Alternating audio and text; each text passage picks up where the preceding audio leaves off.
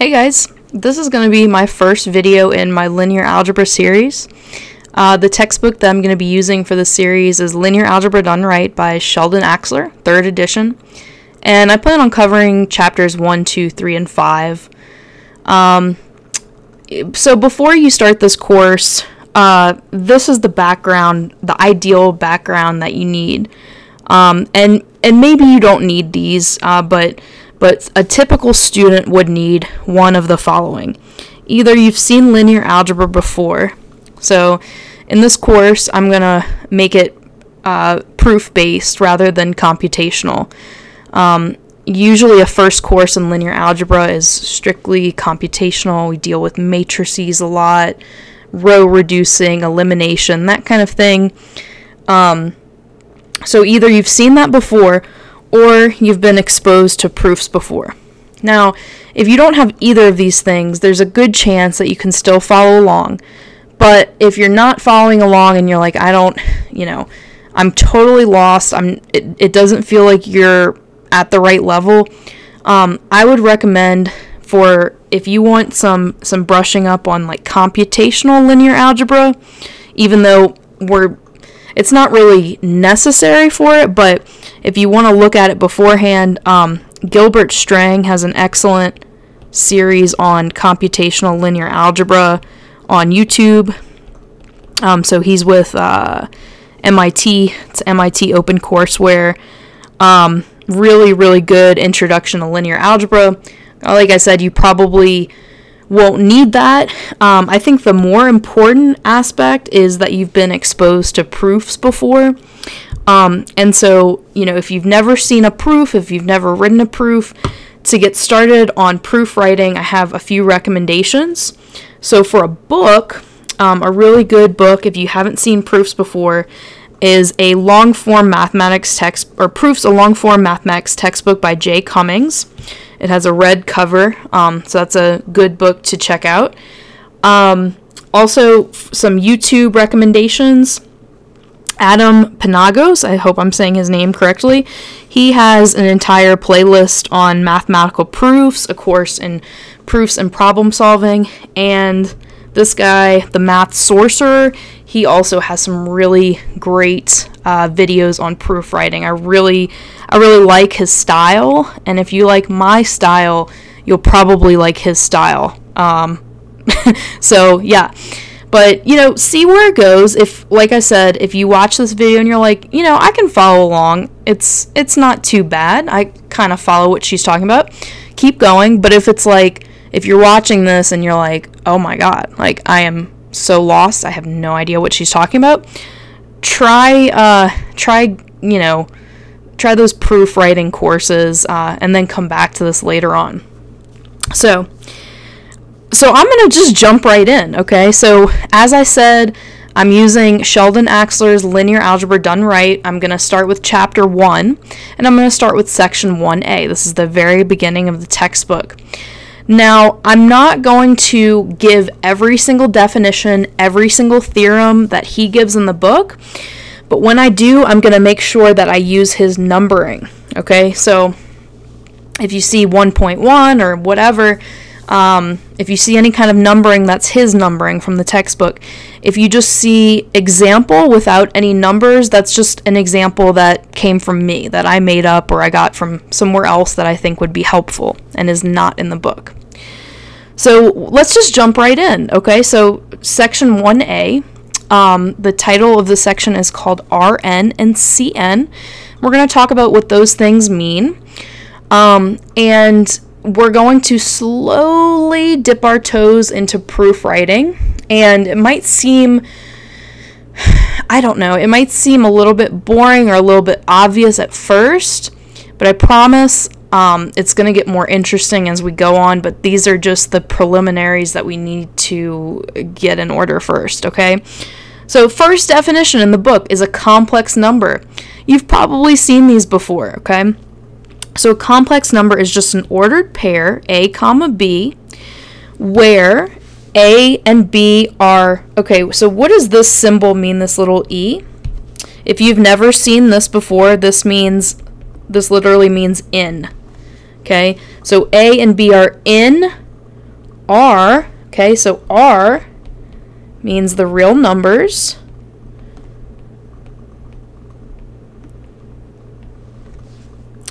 And we will write complex numbers as A plus BI. Okay, so for example, 2 plus 3i is a complex number. We say that A is 2, right? That's the real part. And we say that B is 3. So the 3i is the imaginary part. Okay, so again, like I said, you've probably seen complex numbers. But we're going to talk about them in a little bit more of a formal fashion here. Okay, so we said what this symbol means. We said what this symbol means. Now here's a new symbol. It's the C. This means complex numbers. So I'm going to just write this. Anytime we encounter a new symbol, I'll put it up. I'll put it up here. Complex numbers. So the set of all complex numbers, again, is denoted by this C. And so if we're ever writing a set of things, we use these curly brackets here, curly braces if you like that word better. And it says, okay, so the set of all numbers in the form A plus BI, where A and B are real numbers. So this is an infinite set, right? We can make A and B any real number that we'd like. So for instance, we could say that some numbers, or maybe even, we could say it even fancier, we could say some elements in C are, well, how about I make A equal to 2 and B equal to 3. So that's one element. We could also have something weird like the square root of 18 minus 4i. Again, I'm just making up numbers for A and B, just real numbers. I could have pi, right? That's a real number. Plus 6i. And so forth and so forth. So these are just some examples of complex numbers. So Sheldon Axler defines addition and multiplication on the complex numbers in his book in the following way. So for addition, let's say we're adding two complex numbers. So remember that A, B, and C and D are just real numbers, okay? How do we add two complex numbers? Well, we just add their real part, so the part that doesn't have I, we add their real parts together, and we add their imaginary parts together. So, adding the real parts gives us A plus C. When we add the imaginary parts, BI plus DI, we can factor out an I, and when we do that, we're just left with B plus D times I, right? So that's how we get this part up here. So that's pretty straightforward addition of complex numbers. For example, these are just two complex numbers, 2 plus 4i and 6 plus 7i. So again, we can think of this as our A, that's a real part for our first complex number, and this is our C, our real part for our second. And then this guy right here is B, our 4, right, because it matches exactly up there with that B. And then here is our D. So by this rule right here, we do A plus C, so we do 2 plus 6, plus B plus D, so 4 plus 7, I.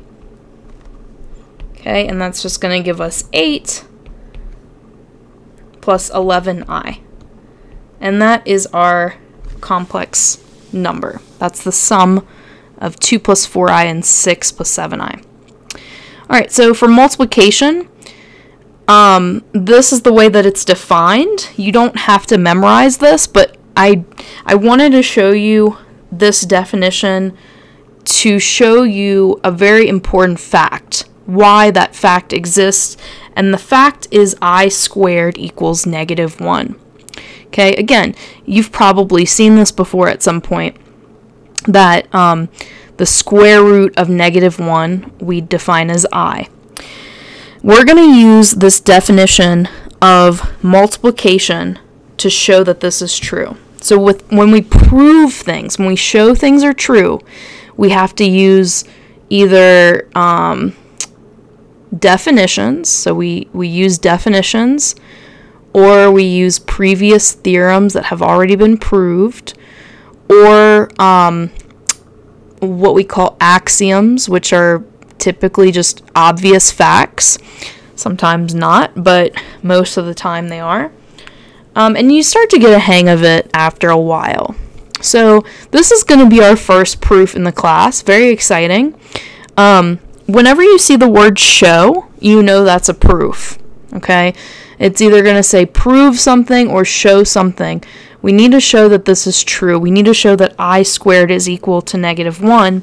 And we need to use this definition to show that that's true. So how could we do that? Where do we even start with something like this? Well, let's see. So this could be our scratch work. We could say, okay, I want to write I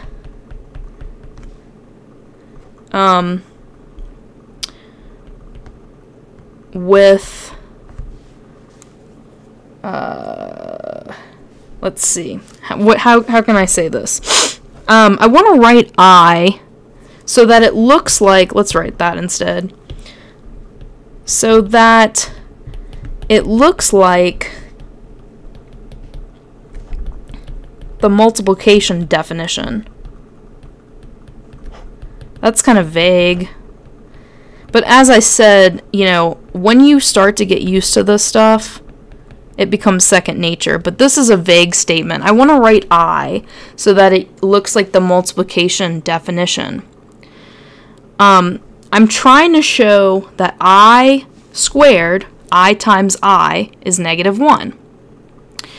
So I want I times I. How can I write I times I, which is I squared? How can I write I times I to look like A plus BI times C plus DI? How can I write I times I to look like A plus BI times C plus DI? What do A, B, and C have to be in order for I times I to look like this? What would A, B, and C have to be for I times I to look like that? Well, you know, notice that we just have a 1i times a 1i, right? If we wanted to write these coefficients in, we could. 1i times 1i. And so that tells me that the imaginary part, or the coefficient of I in the first one, is 1. So this b is 1. And the coefficient in the second one is also 1. Right? That's where, so 1i times 1i. Now what about the a and the c? Well, we're not dealing with any real part here, right? You know, we don't have 2 plus I times 3 plus I. No, we don't have that. So A and C are simply going to be 0. Right? And just, you know, pause and make sure this makes sense to you. If we sub in A is 0, B is 1, we get this. C is 0, D is 1, we get this. And this is I times I, which is I squared. Make sure that makes sense to you. I squared can be written as this. And we're writing it like that because we want to use this definition, and that definition has this form. And if we're in that form, we can say things. So, okay, so good. All right, so let's that was kind of our scratch work, so let's go back. Let's go back. So that was our scratch work. So now we're going to get to the actual proof here. So when we start proofs, we can just say proof. And so I usually start off my proofs by saying what we're trying to show. And so we claim that I squared equals -1. So I usually just say, like, literally just state what we're trying to show. I claim that I squared is equal to -1. We claim this. So the proof goes like this, okay? We have I squared equals I times I. That's just literally the definition of what it means to square. We don't have to say, I squared is I times I because definition of squaring, because that's a little obvious, right? And I times I, we said, was just 0 plus 1i times 0 plus 1i, right? We said that in our scratch work. And remember that the 0 was A, the 1 was B, the 0 was C, and the 1 was D. So, okay, what have we done so far? We just stated the obvious. The first sentence was stating what we're trying to prove. We claim that I squared is -1. In the second line, we said that I squared is I times I, literally just simplifying, and simplifying even further here so that we can bring out our definition. So I squared is I times I times I is 0 plus 1i times 0 plus 1i, that's all true. And then we use the definition, so we say, by the definition of complex multiplication, this is literally just coming from the definition, it follows that 0 plus 1i, this is where we left off, times 0 plus 1i is equal to, well, we just do what it says up here. A, right? A plus bi times c plus di is a. Well, what was a? A was 0. So it's going to be 0 times c. C is 0. Minus b. B is 1. Times d. D is also 1. And then the second part. Plus a times d. So 0 times 1. Plus b times c. 1 times 0. And then there's the I in the front. Then we simplify. So on the inside, 0 minus 1 is simply minus 1. Plus, now over here we have 0 times 1 plus 1 times 0 is 0. So that's 0i. Of course, 0 times anything is just 0. So this is simply -1. And that's it. That's proved, okay? So if we wanted to, we could even add a little line that says, therefore,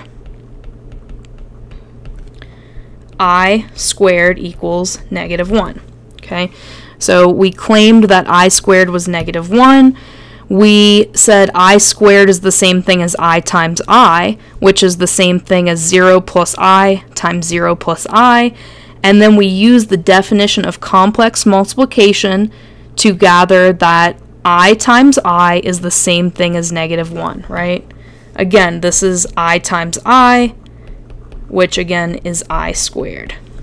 So we have shown that I squared is -1, and we're going to use this fact quite a bit.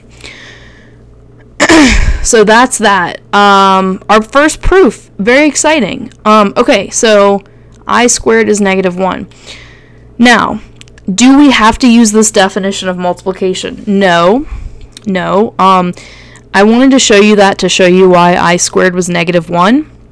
But from here on out, I'm just going to use our old friend, the distributive property, to simplify these things, to multiply complex numbers, and I'm going to use the fact that I squared is -1. Okay, so with that being said, let's look at our next example. So our next example says evaluate this. Again, I'm just going to use the distributive property and not the definition that was given in the book. So distributive property, first times first, that's 8. 2 times 4. Outer 2 times 5i is a positive 10i. Inner 3i times 4 is a positive 12i. And last is positive 3i times 5i. Okay? So keep in mind that I times I is negative 1. So since that's negative 1, we have a negative 15 here, right? And then 8 plus 10i plus 12i minus 15. We combine like terms. We combine the imaginary parts and we combine the real parts. So adding 10 and 12i, we're going to get 22i. And then the 8 and the minus 15 is going to be negative 7. So that's our real part. So that's our answer here. When we multiply 2 plus 3i times 4 plus 5i, we get negative 7 plus 22i. Okay, so these are all the properties of complex arithmetic. We're going to prove some of these, not all of them, but I do encourage you by yourself to prove the ones that I don't.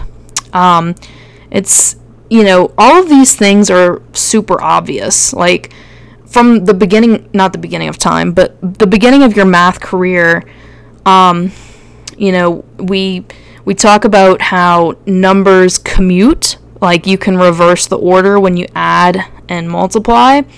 So that's this first property. Associative, identities, inverses, multiplicative inverses. Again, I'm not gonna really like go through all of these in detail because you've seen all of this stuff before with the real numbers. This little section of the book is just telling you that the complex numbers have many of the same properties that real numbers do. So let's actually prove the first assertion about commutativity, and in particular the multiplicative part, that if you have two complex numbers, alpha and beta, you can reverse the order when you multiply and it doesn't matter. So alpha times beta is the same thing as beta times alpha for all alpha, beta in the complex numbers. So let's go ahead and prove that. And this is, again, I numbered it. It's in the book, example 1.4. So we want to show that alpha times beta is the same as beta times alpha. So what I encourage you to do throughout this video, or when you're first learning this stuff, is pause, try it out for yourself, and then see if you did it right or if you had the right idea. All right, so, and actually I don't know why I have this lambda here, but anyway, we want to show that this is true. So what this means is that it doesn't matter what we pick for alpha and beta. We could pick like 2 plus 3i for alpha, and beta is equal to 7 plus 8i or something like that, and it would work. Or we could pick something crazy like 100 minus 5 million I, and then beta could be 7 million plus pi I or something like that. But we want to show that this is true for any alpha and beta. It doesn't matter what we choose. This should hold. So how should we start our proof off? We're trying to show something is true for all alpha and beta in the complex numbers. So typically what you want to do is you want to define these things using a definition that is easy to work with. And again, some of this stuff is vague, and like I said, it gets a lot easier when you practice and you'll know exactly what to do. But here, let's see, what could we do? Well, we want to show that the left side equals the right side, right? And how do we do that? Well, we need to say what alpha and beta are, right? We need to say what they are. So we're going to let we're going to let alpha equal a plus bi.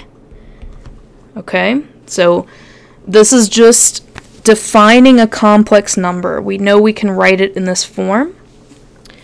So let alpha be a plus bi. Remember, we don't want to put a specific numbers. We don't want to say alpha is 2 plus 3i, because remember, a and b should be able to be anything, and it's true. So let alpha equal this, and beta, we could say beta equals, how about we do the letter c plus di? And we need to say what c and d are, right? So where a, b, c, d are in, where are they in? They're in the real numbers. That's how we define these complex numbers. So a, b, c, and d are in the real numbers. Okay, we're almost there. So this is how we start off. We say, well, what's alpha, what's beta? Well, alpha is this, beta is this, and let's do some magic here. So we want to show something about alpha times beta, so let's start there. So we have alpha times beta equals, based on what alpha is and what beta is, we can say what that is. Alpha times beta is a plus bi times c plus di.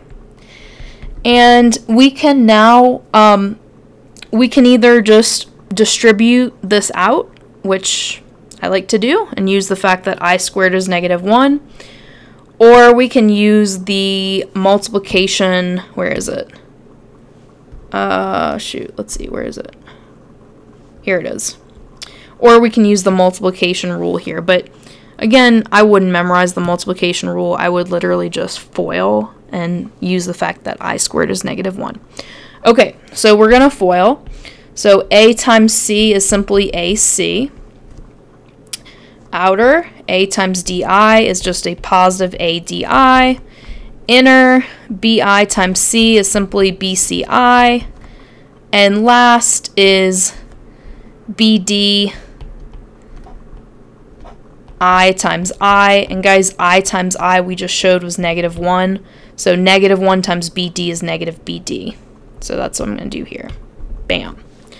Cool, cool. All right. So let's go ahead and put the real parts next to each other. So we have AC minus BD. These are just numbers. Who cares what they are? And then the imaginary parts, oops, let me actually do these in green. We can say, okay, this is plus ADI plus BCI, and then to get it in the form that I like, I'm going to factor out an I so that this becomes AC minus BD plus, now I'm going to factor out my I, but I'm going to put it in the back, and this is just AD plus BC. Right, that's just how I can write that.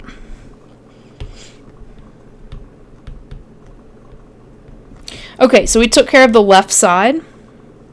The left side is equal to this. Now let's see if the right side matches that. Let's go ahead and compute beta times alpha. So beta times alpha, just by definition, we defined beta as C plus DI. So that's C plus DI. Times alpha we defined as A plus BI, where A, B, C, and D are real numbers. Now again, we can do the FOILing stuff. C times A is CA. C times BI is CBI. DI times A is just a positive DAI. And finally, DI times BI. Again, that -1 is going to come out there. We're just going to get a negative DB when we do that multiplication. Now let me group my reals and my imaginaries. So my real parts just consist of these real numbers. Let me do it in red. This guy and this guy are my real parts. So I'm just going to rewrite it as CA minus DB. And then for the imaginary parts, I'll do it in green. So that's plus CBI plus DAI. And again, I can factor out an I to get this in the proper form. So this is CA minus DB plus, I'm going to factor out that I and put it in the back. And this is going to be CB plus DA. Okay? So now we have, the top was alpha, so this was alpha beta, and this is beta alpha. Now, are these two things the same that I have boxed? Are these the same? Well, the answer is yes, but how can we justify it?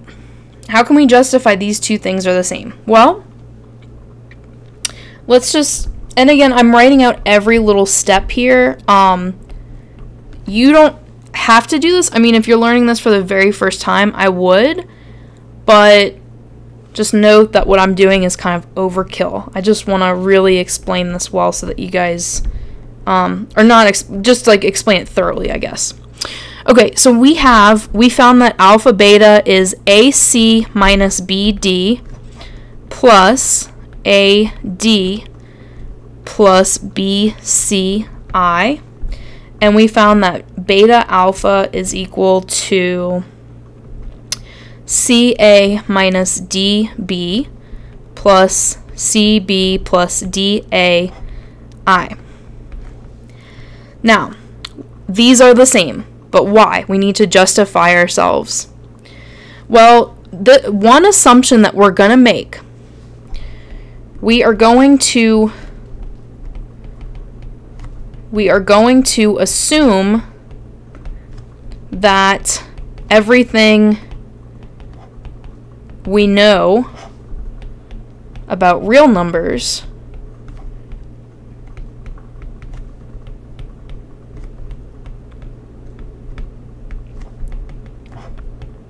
is true.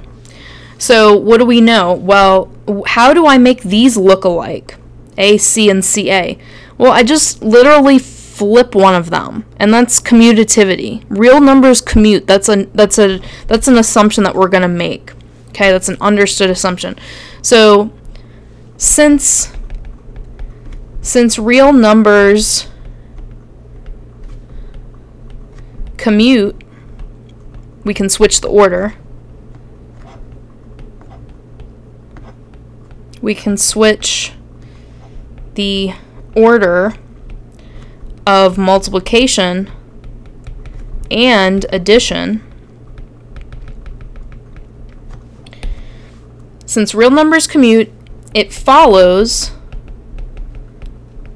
that AC minus BD plus AD plus BCI is the same thing as CA minus DB. I'm just using the fact that multiplication of real numbers commutes. I'm using that fact there. Plus, again, I'm using, well, here, yeah, I'm going to say this is equal to multiplication commutes. And one more thing is that addition commutes, so I can switch the order of these things being added as well. So this is going to equal CA minus DB plus CB plus DA. And now we have exactly what we need, right? Because we have just shown that alpha beta, which is AC minus BD plus AD plus BCI, is equal to, we have just shown that alpha beta is equal to beta alpha. We have just shown that these two things are equal. How did we show it? Well, we started by giving alpha and beta a definition, right? We said alpha is A plus BI, beta is C plus DI, A, B, C, and D are real numbers, simply from the definition of what it means to be a complex number. So we said that, and then we multiplied those guys. We said, well, what is AB? Or what is alpha beta? Well, alpha beta is if we multiply these complex numbers together. And when we did that, we got alpha beta equals this guy. We then did the same thing for beta alpha to get that beta alpha is this guy. And we said, well, these have to be equal because A, B, C, and D are all real numbers. And real numbers, we can switch the order of multiplication and addition. And so we got the conclusion that alpha beta was equal to beta alpha using the fact that real numbers commute. And so how could we write this a little bit better? So let's start over. We did some scratch work, but let's start over. So the cleaned up proof is let alpha equal A plus BI and beta equals C plus DI, where A, B, C, and D are all real numbers. Okay, these are real numbers. Multiplying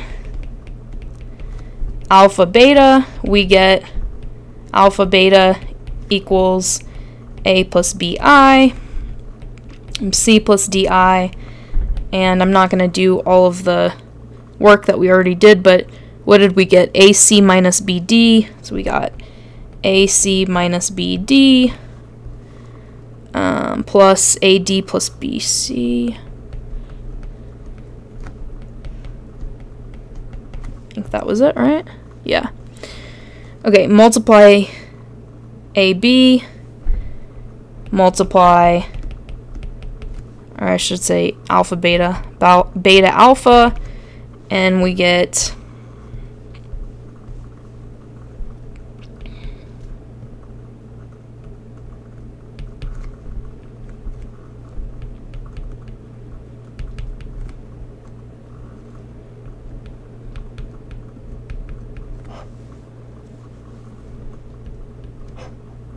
and we ended up getting CA minus DB plus, now I'm running out of room, CB plus DA. So we got these two things, and then I'm out of room down here, but we could say, let me just go ahead and do another slide here. We could say that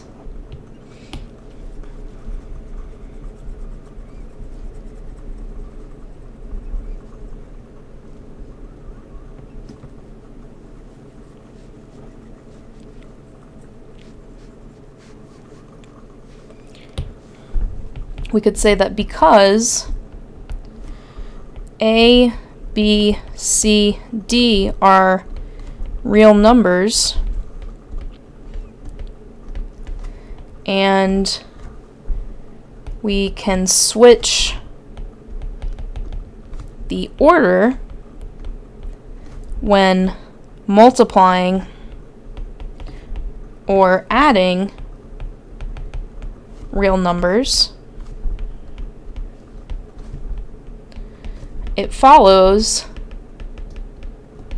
that whatever we said here, it follows that this is true. Okay, so we can just copy and paste this into the next line, and I'm just going to put quotes there to say that that's what we're putting in, and therefore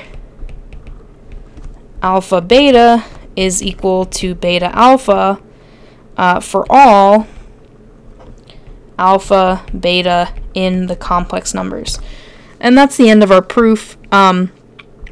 Sometimes when people end a proof, they put a little square, filled in square. Sometimes people put QED, but I wouldn't put that unless, I don't know, unless you're pretentious, you can put that. But anyway, that's how we end the proof. So, all right. So here's some notation that Axler gives, this F, and in the book it's a bold F, but I obviously, like, it would take some effort to make everything bold, like when I'm writing things, so I'm just going to use this notation of, you know, like an F with a little line, like an extra line or something, like that's what I mean, is the bold F.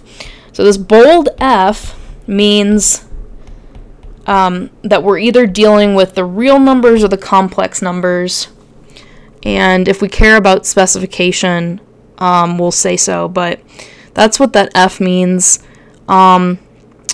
If you've done abstract algebra, or if you've seen this in another class, the F actually means field. We're not going to get into like specifically what characteristics fields have, but if you're curious where the F came from, it came from the word field. Okay, so 1.7 example, R2 and R3. Okay, so our field, our F is R, and then we have these little exponents. So what do these things mean? Well, R2 is just what you've been learning since you started Algebra 1, or even before that. R2 is literally just ordered pairs in the plane. So like it says x, y, such that x, y are real numbers.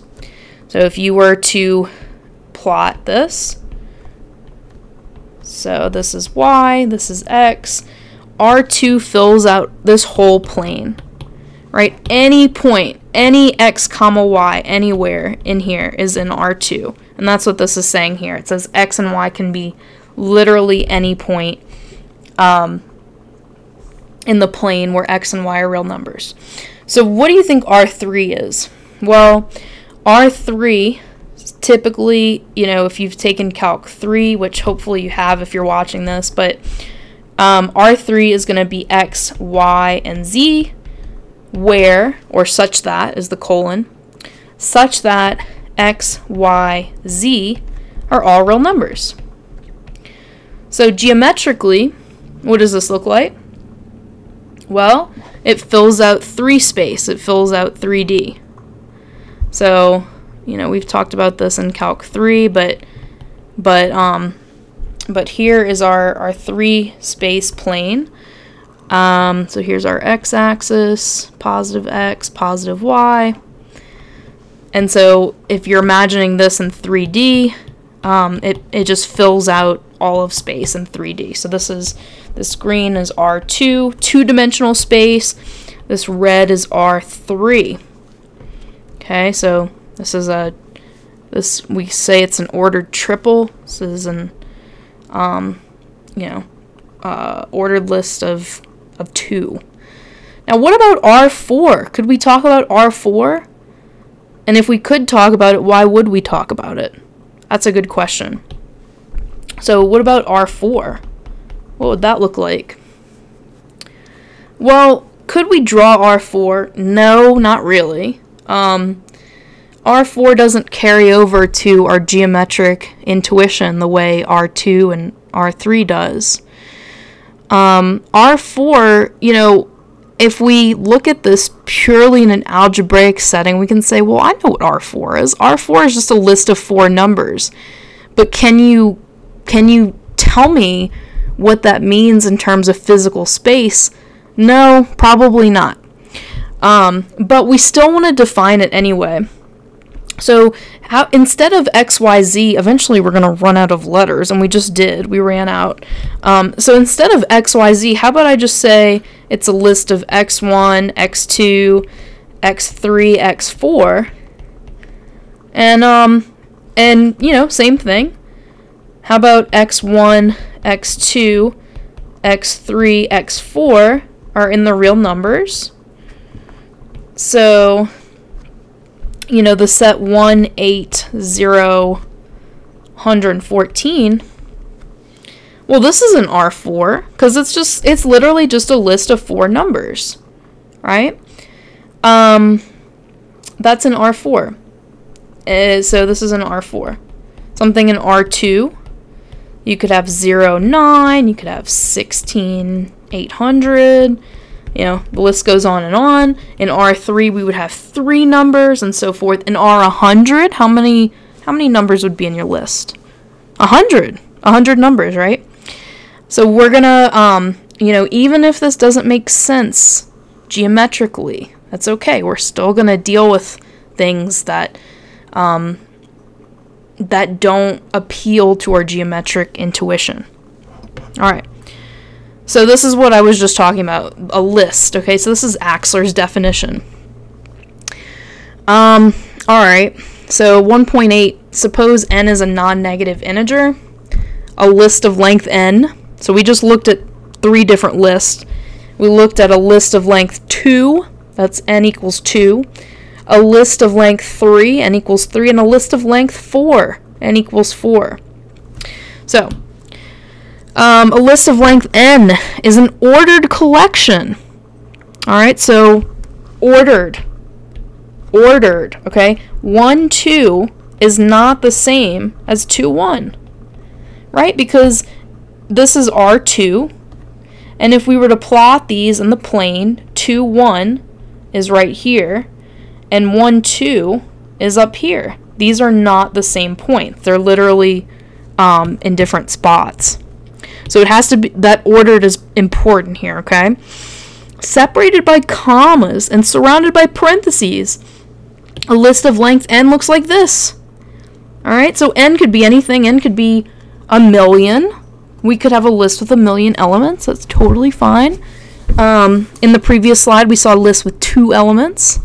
Right, just like these are lists of 2 elements each, and 2 lists are equal if and only if they have the same length and the same elements in the same order. So that's what I'm saying, y'all. 1, 2, and 2, 1 are not the same.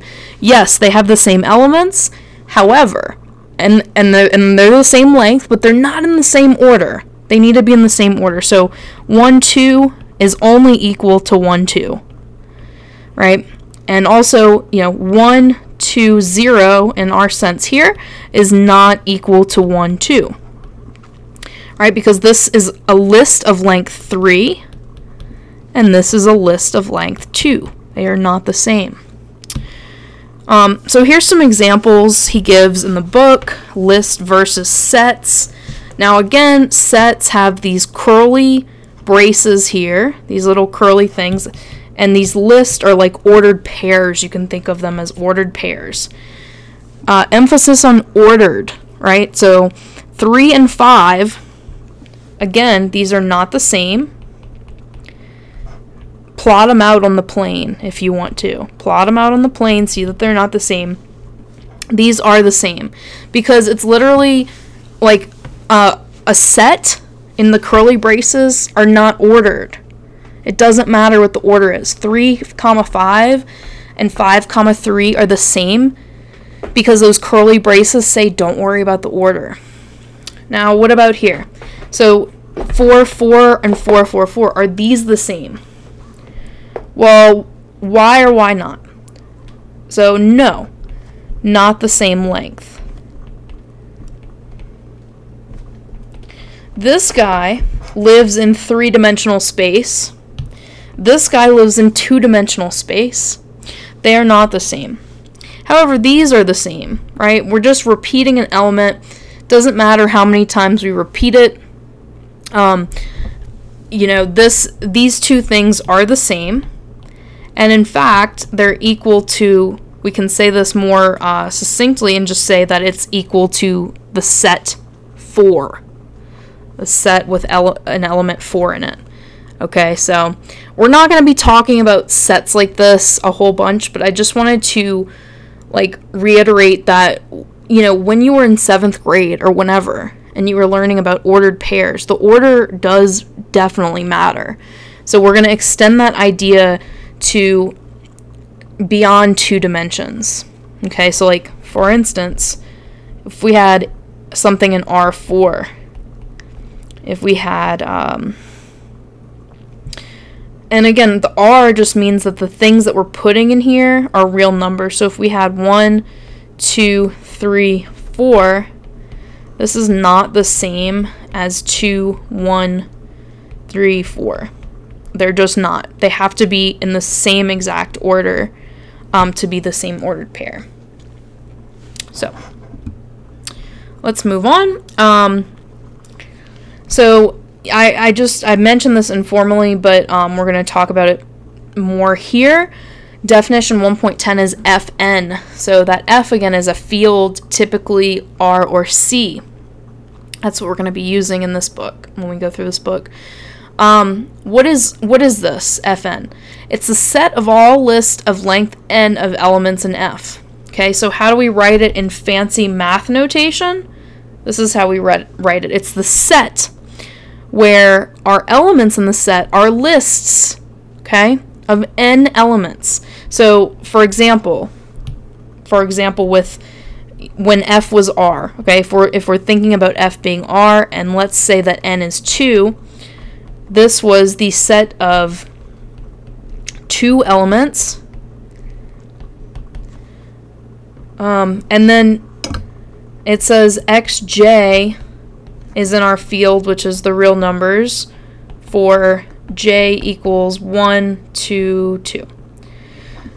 So that's an example. This is generalizing n. We can make n whatever we want, but if we're looking at just R2, this means that we have 2 elements in our list, okay, and it says xj, so it means xj is in the real numbers where j can be 1 or 2.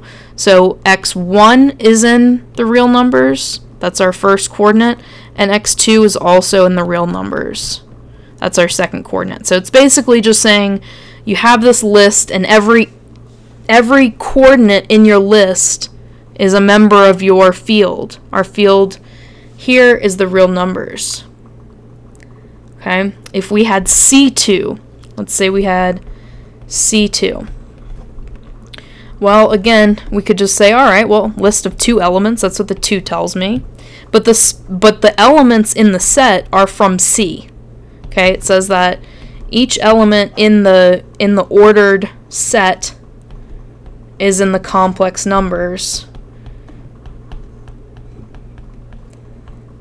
Alright, so it's just, like I said, you get used to this stuff. It's just, you know, when you first see it, it's like, what the heck are you talking about? But yeah, like I said, you get used to it. So that's lists. Let's see, what else are we doing here?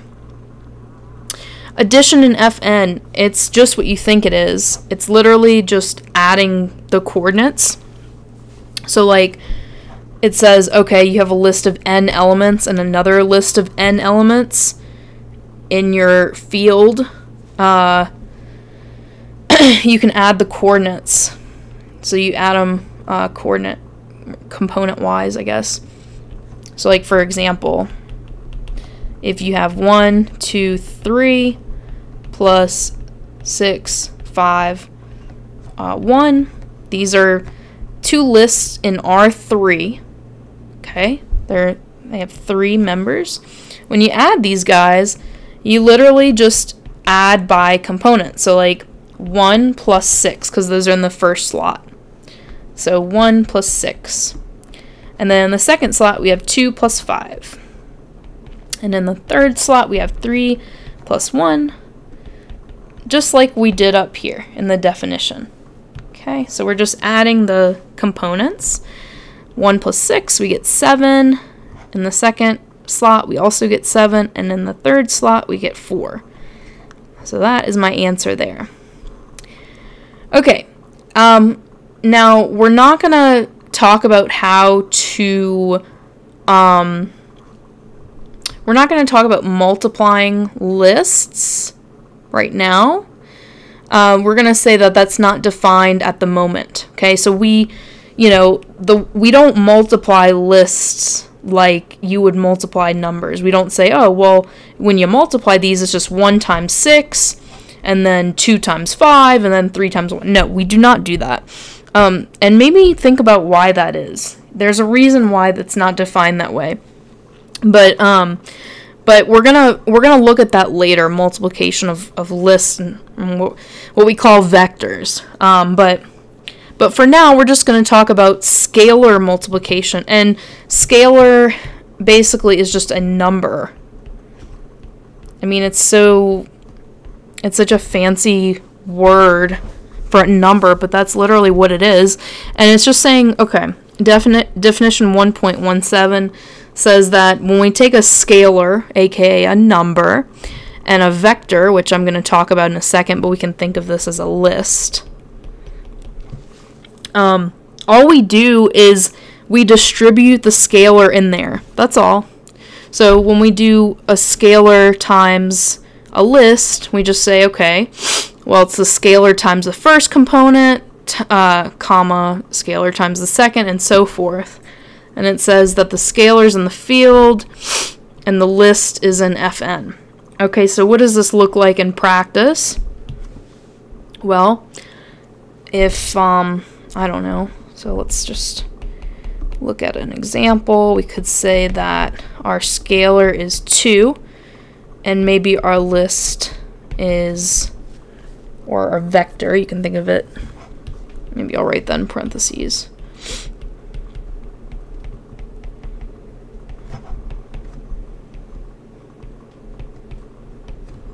I don't know, I just made that up. So there's our list. If we were to do lambda times 3, 2, 1, well, lambda is 2.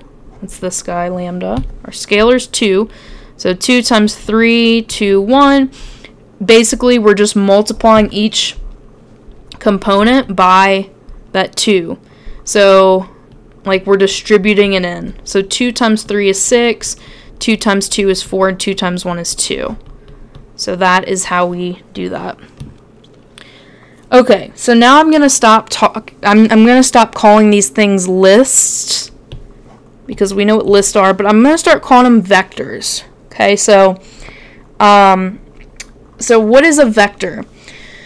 Well, a vector is simply a list. We can think about it geometrically in smaller dimensions, so in R2 and R3, we can think about these geometrically. For example, 2 vectors in R2, we have 1, 3, and 5, 0. Again, these are just lists of numbers, but now I'm going to start calling them vectors. And what these look like, well, if we were to draw what these look like as vectors in R2, this is R2, this is our y and our x, or x1 and x2 if you like that. Okay, so 1, 3, so we go to the right 1, up 3, and a vector is going to have, it's going to start at the origin, so our starting point's at the origin, and it's going to end at this ending point, which in our case is 1, 3, and I'm going to put a little arrow at the end of that. So that's 1, 3, and then 5, 0 is going to be 2, 3, 4, 5. It's going to end right here. So again, it's going to, maybe I'll do this one in green, this one right here. That's our vector there. And then our 5, 0, he's going to start at the origin as well, and he's going to end at, he's going to be pointing at that point 5, 0. So those are the vectors here. This is 1, 3, and this is 5, 0. And as I said, you know, we can think of these things geometrically in 2 and 3 space, in R2 and R3. We can visualize these. Now when you get to R4, R5, R1,000,000, who knows, these lists can no longer be interpreted geometrically, but that's okay. We can still do things with them, do very interesting math without bringing the geometric picture in there. But just to get some intuition of what's going on in 2 space, in R2, 2 dimensions, what does it mean when we add vectors? Well, I'm not going to go into this super, you know, a lot. I think you've seen this before. But basically we just add them tip to tail, I think is what people say. So like, for example, you know, we had this example above, we had this guy right here, and this guy right here. And if we wanted to add these, we would literally just pick one of them up and put it at the end of the other one. So when we add these, what we're gonna get, if I pick the green one up and put its start to the end of this thing, tip to tail, as it were, what it's gonna look like, well, here's that's not going anywhere, but I'm gonna take this green one and I'm just gonna move its starting point to here, and so it's it's gonna point to this new position right here. It's gonna point there. So that's how I can add vectors right there. And then you can see, what's known as the resultant vector pointing at that spot right there. Algebraically, what does that look like? Well, the green guy was 1, 3, and the red guy was 5, 0. And, how do we do it? We do it component-wise, so 1 plus 5, and then 3 plus 0 is going to give us our new vector of 6, 3. So that's that vector right here, 6, 3. Okay, now what about scaling vectors? What does that mean? Well, let's see. Let me just draw a random vector. How about we do 2, 1. 1, 2, 1. Okay. So 2, 1.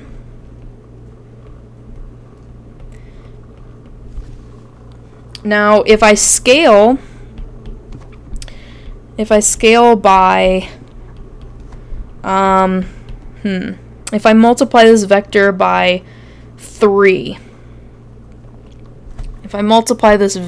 3, what's going to happen? Well, algebraically, we know how to scalar multiply. We just literally distribute it in. So if I scalar multiply, this is going to give me 6, 3 is my new vector. And what does that look like pictorially? Well, it just means that we've extended the line out. The line is 3 times as long as it was. So where were we? We were at 2, 1. We were here. And now our new point is 6, 3. So 1, 2, 3, 4, 5, 6. And then we're going to go up 1, 2, 3. So we're right here. This is 6, 3.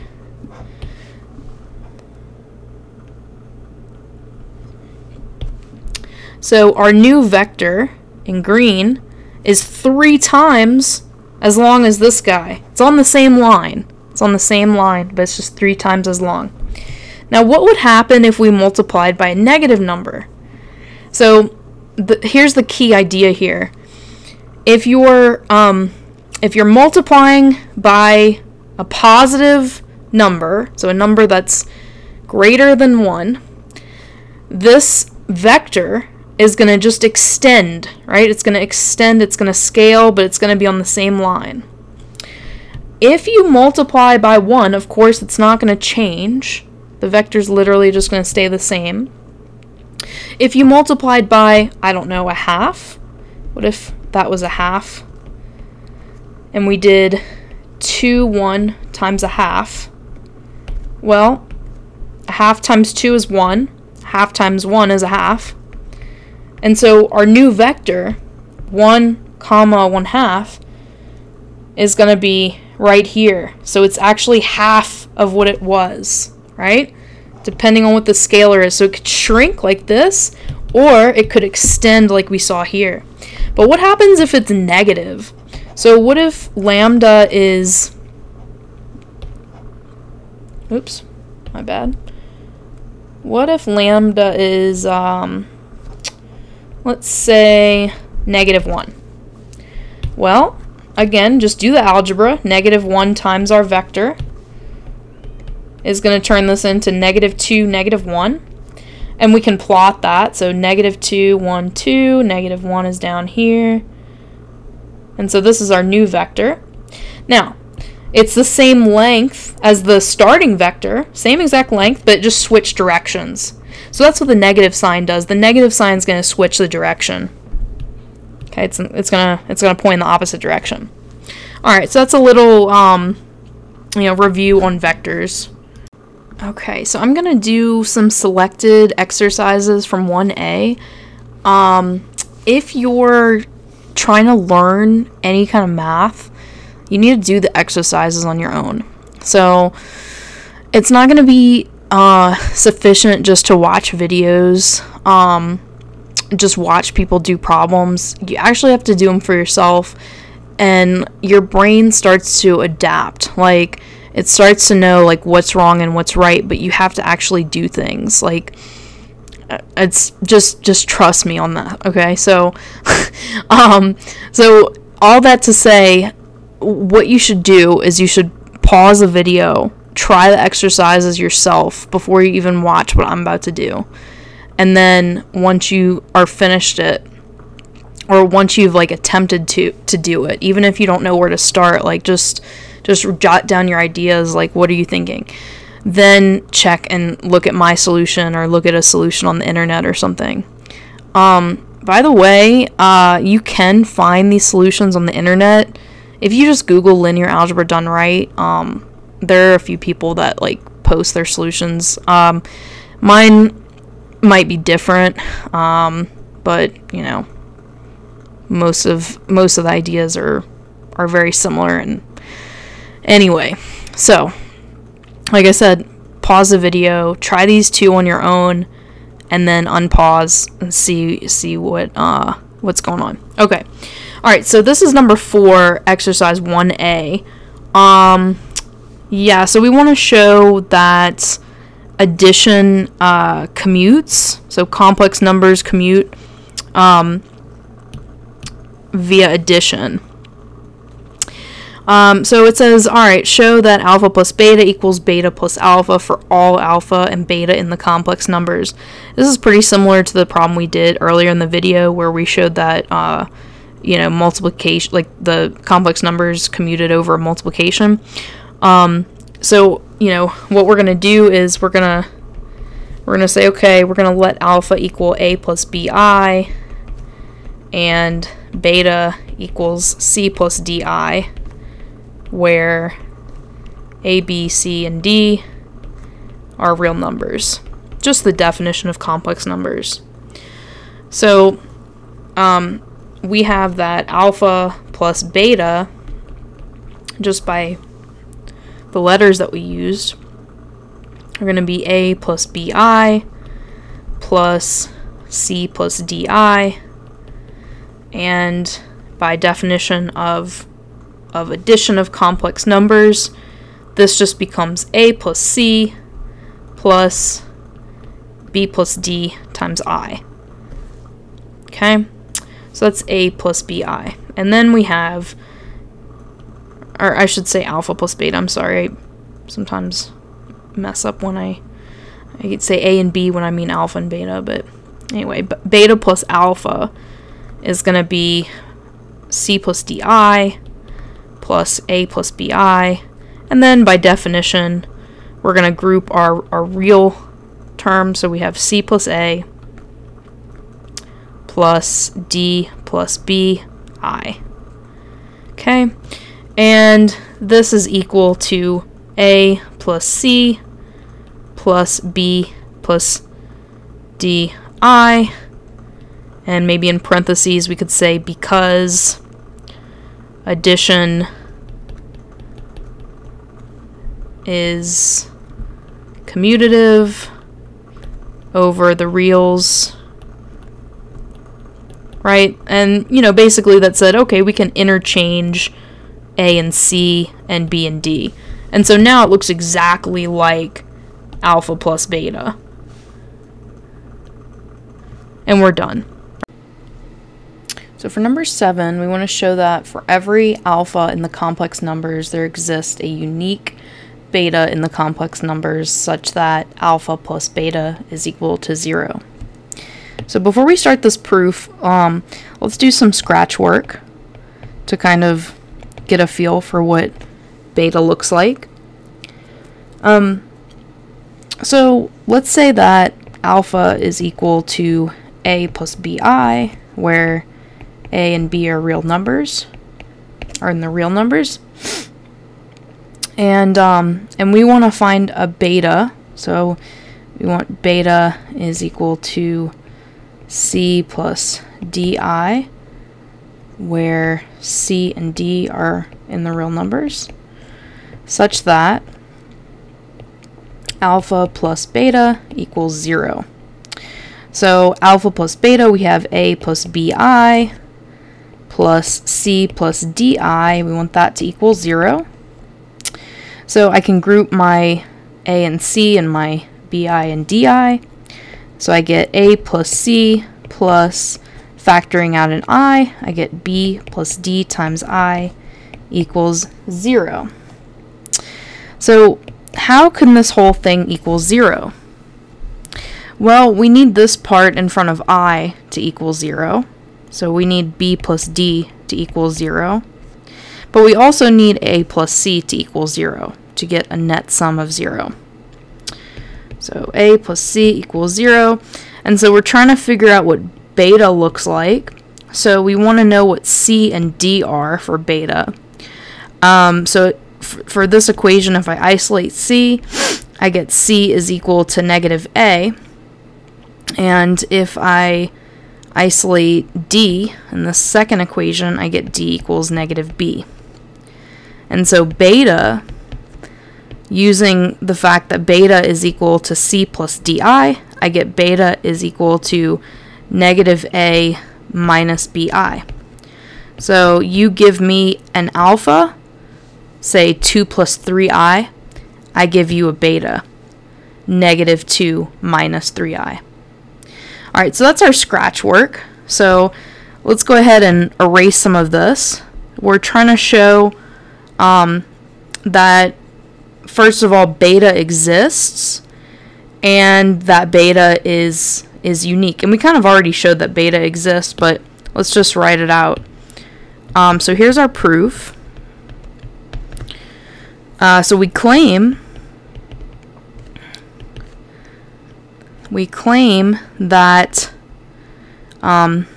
that if alpha is equal to a plus bi, then we have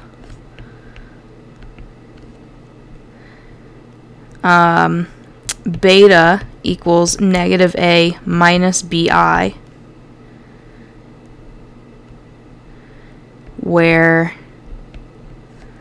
alpha plus beta equals 0. So basically what this is saying is that beta equals negative a minus bi will do the trick here. Right? So this is the existence part. This is what we're showing. We're showing that there's a beta such that when we add alpha and beta, we get 0. Okay, so there's a complex number so that when I add it to alpha, I get 0. And that's true, right? So, so we have alpha plus beta is going to be equal to a plus bi plus minus a minus bi. And of course, we see the a's cancel, the bi's cancel, so we do get 0. So we've shown existence here, that there does exist a beta in the complex numbers, so that when I add it to alpha, I do get 0. Now for uniqueness, we need to show that there's no other complex number, so that when we add it to alpha, we get 0. There should only be one unique complex number that will do that. So for the uniqueness part, we want to, well, how about this? We know that alpha plus beta is equal to 0. We know this, right, from part A. We want to show,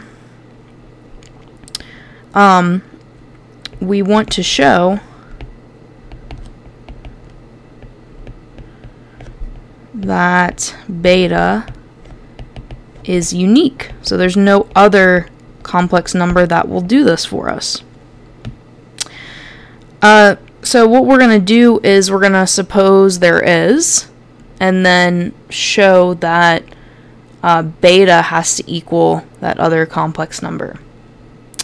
So suppose that alpha plus some new complex number, beta prime, something different from beta, equals 0. Suppose this is true. Well, what do we have? First of all, what we can say is we can say that beta is equal to 0 plus beta. We can definitely say that.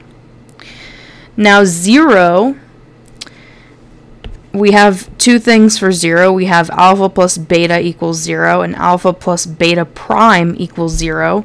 We want to arrive at the conclusion that beta equals beta prime.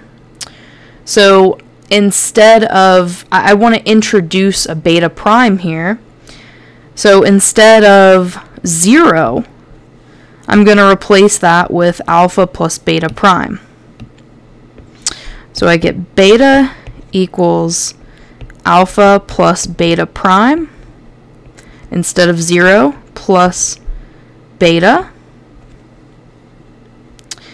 And remember, I'm trying to arrive at the conclusion that beta must be beta prime.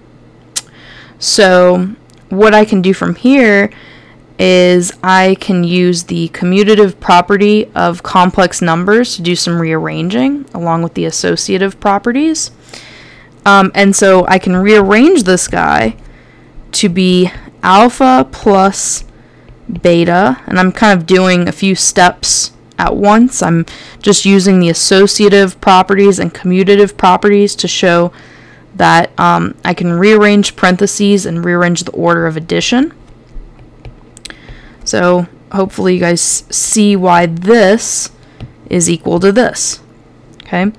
Now, alpha plus beta was assumed to be 0. So this becomes beta equals 0 plus beta prime. And therefore, beta equals beta prime. And we're done. We've shown that beta is unique. If there were another number that you could add to alpha to get 0, well, there isn't one. It has to be beta, right? Beta prime has to be beta. So that shows uniqueness. Yeah. Okay, this is number 10, so this is more of a computational problem, and do you understand what a list is? Again, pause the video, try it out for yourself. Find an x in R4 so that we add this list to this and we get this. So this is all about like practicing what does this mean x in R4. Well, remember R4 is a list with 4 elements. So we could write it as x1, x2, x3, x4 equals x. When I say x is in R4, I mean that x is something, is a list with 4 elements. That's what I mean.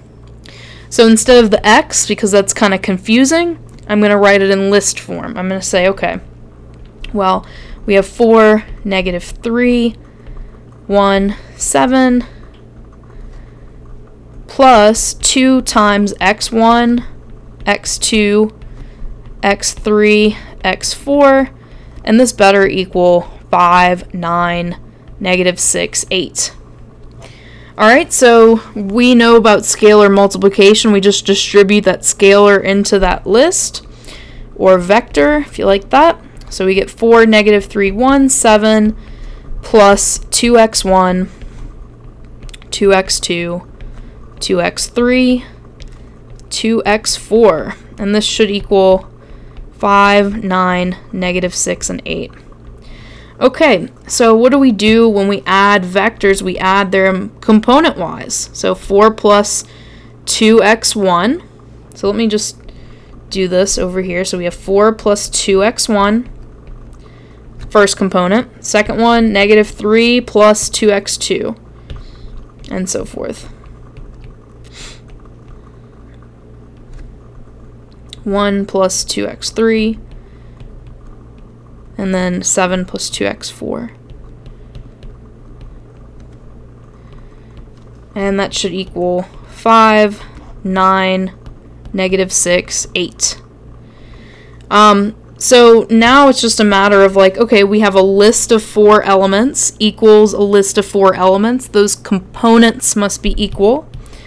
So So we say, okay, well, 4 plus 2x1 equals 5, right? First component equals first component. Two lists are equal if and only if all of their components are equal. Right. Second one, this guy equals this guy.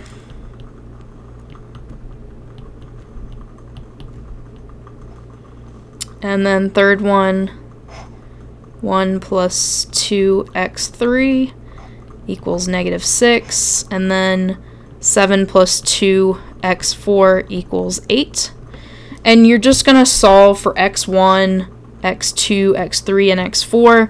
And I'll leave that as an exercise. So at the end you should have a list of 4 numbers, x1, x2, x3, x4. And you can find those with these 4 equations. Alright, so I'll leave that as an exercise. Number 15. Show that lambda times x plus y equals lambda x plus lambda y for all lambda in the field and all xy in the field, or in Fn. You can say it like that. Alright, so where do we start? Proof. Well, we need to say what these objects are, what they look like. Lambda's a scalar, it's just a number, that's fine. Now, they tell us at the very end that x and y are vectors. They're lists of n elements. So let me just say what these things look like, because that's going to help us in our journey here. So if x is an Fn, that means that it's going to be a list of n elements. So I'm going to say the first element is x1, second element is x2, and all the way down, we don't know how big n is, but we do know that the last element is going to be x sub n. And we can do the same for y. Y is also a list with n elements. And it might not be the same elements as x, but that's okay. We can say that y is y1, y2, all the way up to yn. Alright? So, if I'm trying to show this equality here.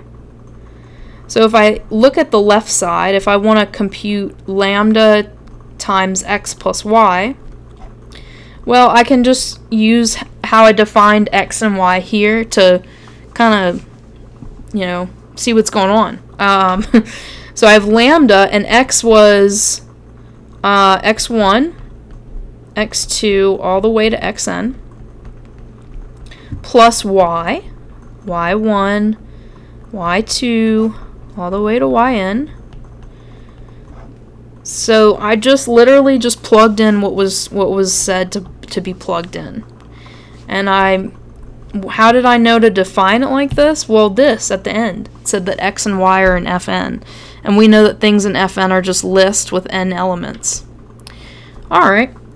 Well, now what do I do? Well, I can leave the lambda alone, but I can use the definition that we saw earlier in the book to add these things. The definition said when you add vectors, you add them coordinate-wise. So this becomes x1 plus y1. Who knows what these are? The numbers, it doesn't matter. This is true for all numbers in our field. So x1 plus y1, x2 plus y2. And we're going to continue adding these coordinates all the way to the nth coordinate. We don't know what n is. It could be 3. It could be a million. But we have xn plus yn. Okay. And we can get rid of, you know, this extra set of parentheses. It's not really serving us in any kind of way. So I get rid of that. Put our lambda right there. And we can distribute the lambda into everybody. That's just the definition of scalar multiplication. So when I do that, I get lambda times x1 plus y1, which I'm just going to leave alone for now. Lambda times x2 plus y2, dot, dot, dot, lambda times xn plus yn. Okay? And I want this to look like lambda x plus lambda y. So, let's see. So let's examine what lambda x plus lambda y looks like. So again, just by definition, we defined x and y as lists. So lambda x is going to be lambda times x1. Oops, I should do the x2 just to be consistent. You don't have to put the x2 though. You can just put the dot dot dot. Anyway, that plus this.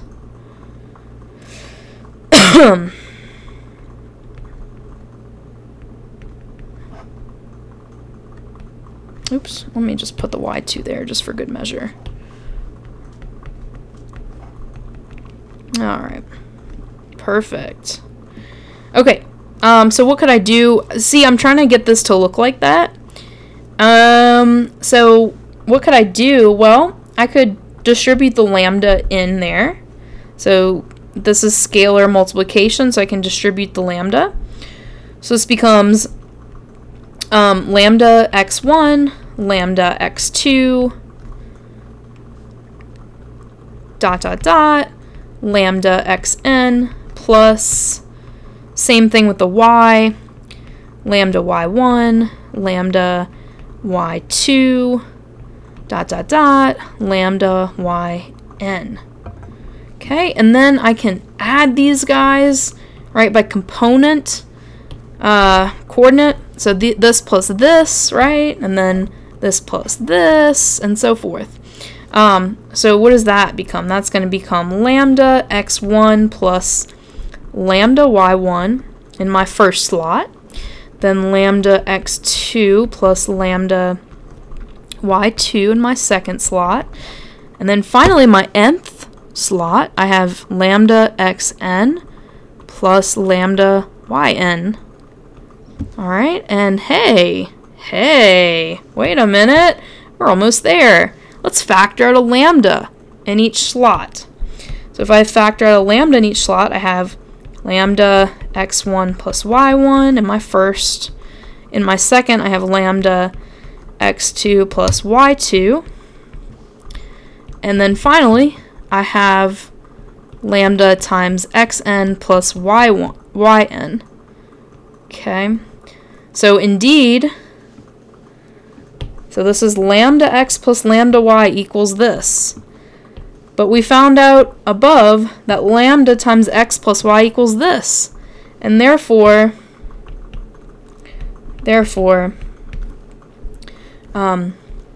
let's see, lambda x plus y is equal to lambda x plus lambda y. And we are done. Okay, we're done with our proof. I hope this video was helpful to you guys, and I'll see you in the next one. Thanks for watching.